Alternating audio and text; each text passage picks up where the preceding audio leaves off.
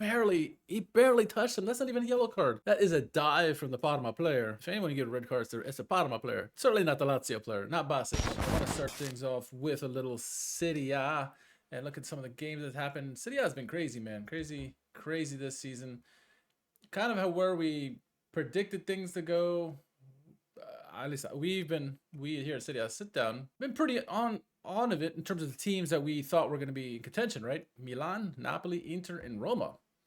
Those are the four teams that we pegged as teams that were gonna be in the mix for the Scudetto. I mean, and talk about that, 31 points down to 27, so 4 points separate the top four, excuse me, and they all play this weekend.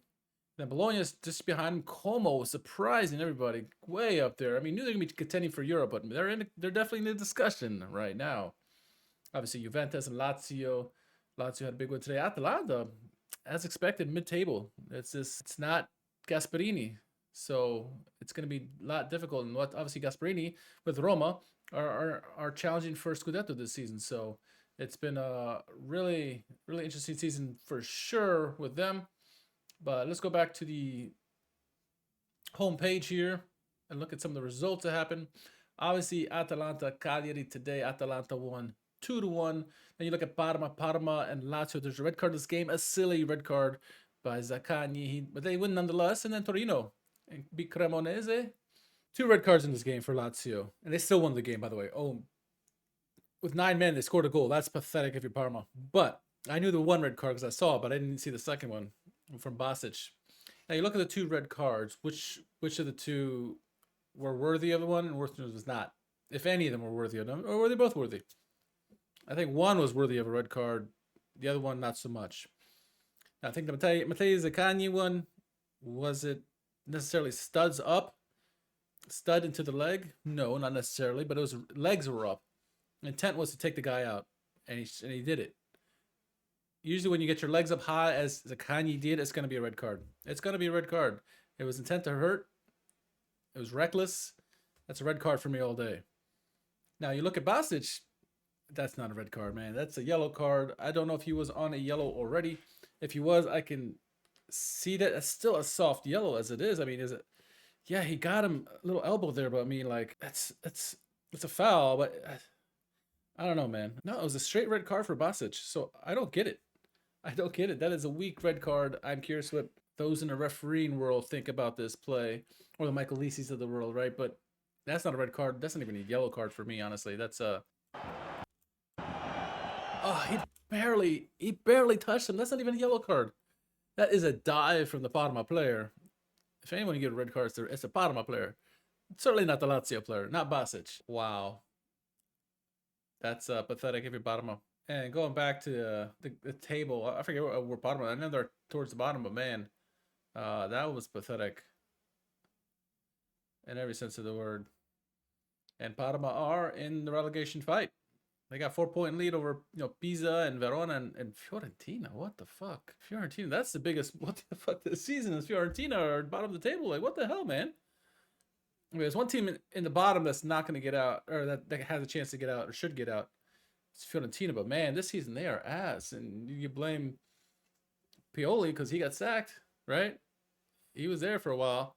A team that's a perennial Europa League team, or Euro Conference League team that went to back-to-back final. How many finals in a row? This is a good team, and they lose Italiano and they lose Palladino, and then they left. Oh my goodness, what the fuck? But anyway, Parma is a relegation team, and they very much looked at like it against Lazio.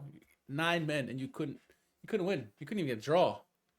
Jeez Louise. By the way, Vardy, Serie A Player of the Month. Big shout for him. Lots of goals. Didn't get one in this one, though. Those are the games that were played on Friday and Saturday today. Coming up, Lecce beat Pisa 1-0 on Friday, and then the other 3 games were from today. Then we got on the docket for Sunday. It's a full slate. You got Milan, Sassuolo, Fiorentina, Hellas. That's a relegation 6-1 right there. Udinese, Napoli, Genoa, Inter, Bologna, Juventus. That's a European contender right there. As is Roma, Como. Now, Como are coming back to life, grounded a little bit after playing Inter last week. That was a game really to test almost contention of how good they are going to be this year against Inter, who, again, my boy Kivu, my bad. I didn't know you were game. I thought you were ass. Apparently, I'm the one who's ass because you were. What you're doing with Inter is good stuff, man. Really good stuff, and they embarrassed Como 4-0. Wow. Wow, what a performance. So yeah, those are the games coming up this weekend. Once again, looking at the table. Well, let's make some predictions first for this weekend. Predictions for this weekend. So, Milan Sassuolo. It is a game, always a bogey game for Milan Sassuolo. They just always have the number. Now, Sassuolo isn't a Sassuolo of old, for sure. But this is under Allegri now. And we'll watch a video here from Tutti in the Box, kind of talk about the Allegri effect. But this season, without Europe, Milan has been on point, doing what they have to do to get results. Milan win this. I don't think it's going to be pretty. I'd say 2-0. 2-0. Of course, Pulisic is going to score, in my opinion. But 2-0. Milan win that game. Fiorentina, Hellas. Fiorentina's going to come out of this chaotic free fall at some point, right? They have to. And what better way to do it than against Hellas Verona, a relegation 6-pointer? For the sake of Calcio, I'm going to say Fiorentina win. Let's hope. Udinese, Napoli. Napoli, for the most part, have been doing steady as they go, keeping up with Milan, staying ahead of Inter or Roma. Udinese can cause trouble. They have some talented players for sure, but Napoli are just best midfield in the league, complete all the way around. Vanja Milik-Savic, love that he's getting playing time and doing so well at Napoli. Napoli win this on the road. Genoa, Inter. Genoa, they're tough. It's like playing a dentist here, right? But as I mentioned before, Kivu seems to have his guys doing what he wants to do. It's just they're playing really, really well on all fronts. Maybe not so much in the big games, right? But he's got them playing well. So Inter win 3-0 in this game. Now the big game of the weekend, game 1A of the weekend in Serie A, Bologna hosting Juventus. Ooh, this is a tasty encounter. What Vincenzo Italiano is doing right now is special. But Juventus, they're starting to get things right now. But this is on the road for Juventus. Have they finally turned it around? Are they starting to get more consistent? Ooh, I don't know. Results the last few weeks tells me that maybe not so much. And as such, I say a draw. I say a draw between Bologna and Juventus. I do. A draw is written all over this one. Now, a game that doesn't have a draw written all over it. Roma and Como. Roma at home. This crowd serenading to Roma, Roma, Roma. Como's a good team. I think they got a big wake-up call against Inter recently. I think Roma's going to use that to exploit Como. Roma have some players. Maybe not as to the level of Inter quite. Almost. Where's the guy? Dybala. I think Roma win this game. Well, I think it's closer than the Inter game with Como. So I say Roma win 2-1 against Como. Yeah, let me know your thoughts on where you think these games go for this weekend.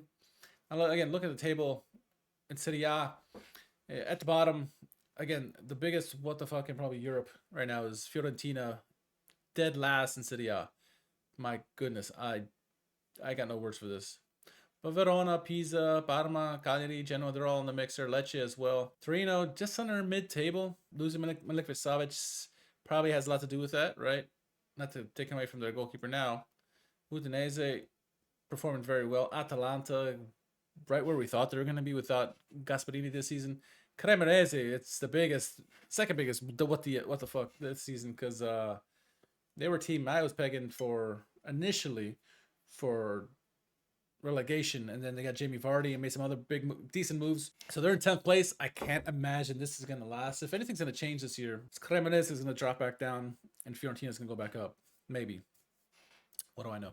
Sassuolo, top 10. And then you got Lazio, Juve, Como in 6th position, then Bologna, Roma, Inter, Napoli, and Milan. Everyone knew Napoli was going to be in there. People figured Inter were going to be there. Inter probably has the strongest team from front to back. I don't know. Napoli's pretty damn good. Napoli's pretty good. But Milan with Allegri, they've just gone to another level, and it's been pretty damn impressive what they've done.